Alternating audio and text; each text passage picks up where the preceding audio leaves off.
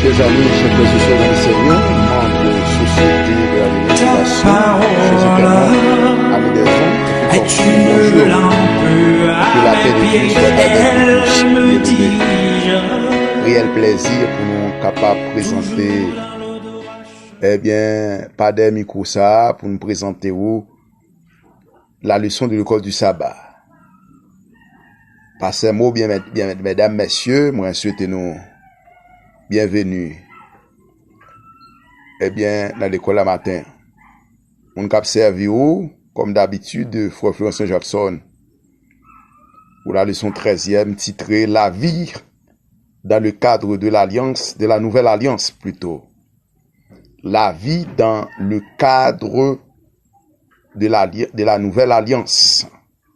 Moi, je suis venu pour qu'ils aient la vie et l'ait en abondance. Jean 10, verset 10.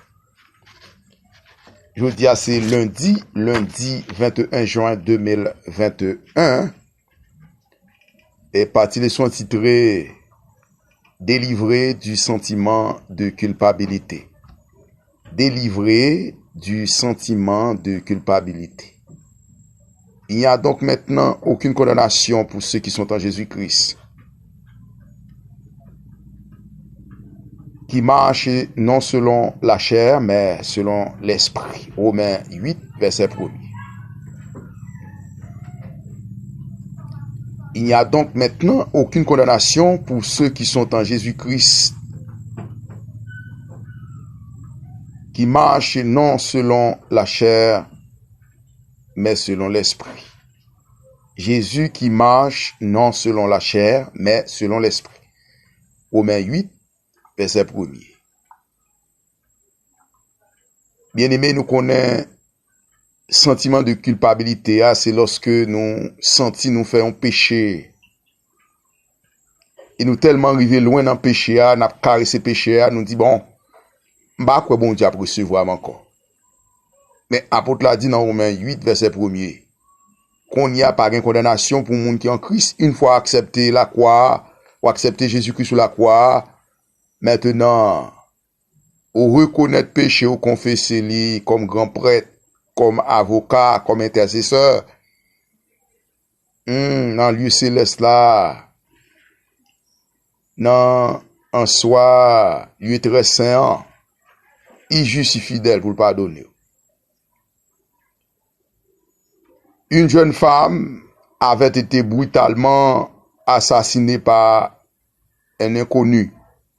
La police décida de tendre un piège au coupable et plaça donc un micro sur la tombe de la victime. Un soir, plusieurs mois après sa mort, un jeune homme s'approcha de la tombe et tombant à genoux et se mettant à pleurer, supplia la femme de lui pardonner. La police, bien sûr, en entendant ces paroles, l'arrêta pour son crime. Qu'est-ce qui poussa l'homme à se rendre sur la tombe? C'était bien sûr son sentiment de culpabilité. Bien sûr, aucun d'entre nous, nous l'espérons, n'a jamais fait quelque chose d'aussi grave que ce que ce jeune homme a fait.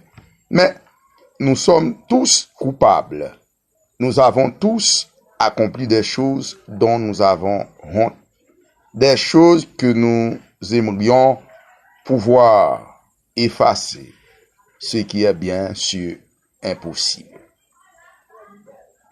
Grâce à Jésus et au sein de la nouvelle alliance, aucun d'entre nous n'est contraint de vivre sous le fardeau de la culpabilité. D'après le texte d'aujourd'hui, aucune condamnation ne pèse sur nous. Le plus grand des juges nous déclare non coupables et nous considère comme si nous n'avions pas fait les choses dont nous nous sentons coupables.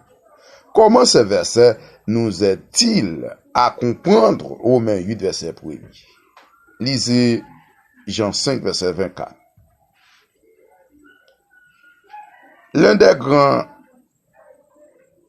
L'une des grandes promesses plutôt liées à la relation que nous vivons avec le Seigneur dans le cadre de l'alliance est que nous n'avons plus à vivre sous le poids de la culpabilité. En raison du sang versé par le Christ, nous qui choisissons d'entrer dans cette alliance avec Dieu, qui choisissons de respecter les conditions relatives à la foi, à la repentance et à l'obéissance, nous pouvons être libérés de notre fardeau de culpabilité. Lorsque Satan essaie de nous chuchoter à l'oreille que nous sommes mauvais, que nous agissons mal, que nos péchés sont trop grands pour que nous soyons acceptés par Dieu. Nous pouvons faire ce que Jésus a fait lorsque Satan l'a tenté dans le désert. Nous pouvons citer les Écritures, et notamment Romains 8, verset 1er, l'un de nos meilleurs versets. Cela ne signifie pas que nous devons nier la réalité du péché dans notre vie. Cela signifie plutôt qu'en raison de la relation que nous avons avec le Seigneur, dans le cadre de l'alliance, nous ne vivons plus sous la condamnation du péché.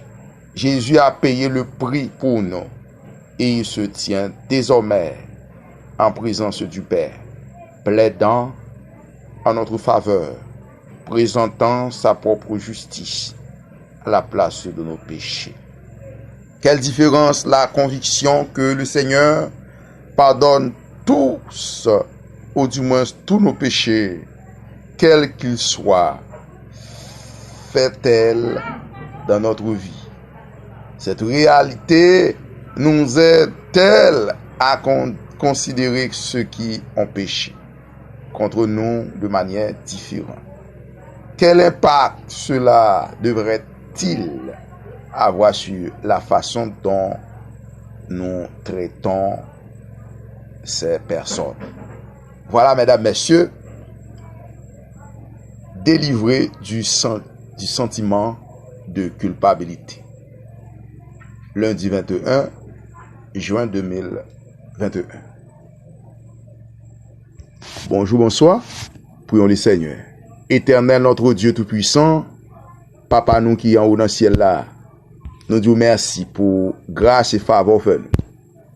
Le fait que vous payez dette péché nous pas un pressentiment de culpabilité encore, puisque apôtre l'a dit, il n'y a donc maintenant aucune condamnation pour ceux qui sont en Jésus-Christ. À Dieu soit la gloire. Bénis-nous ton Père, fais-nous être attachés à vous jusqu'à ton retour en gloire. Pardonne Exauce, nous t'en prions ainsi, au nom de Jésus.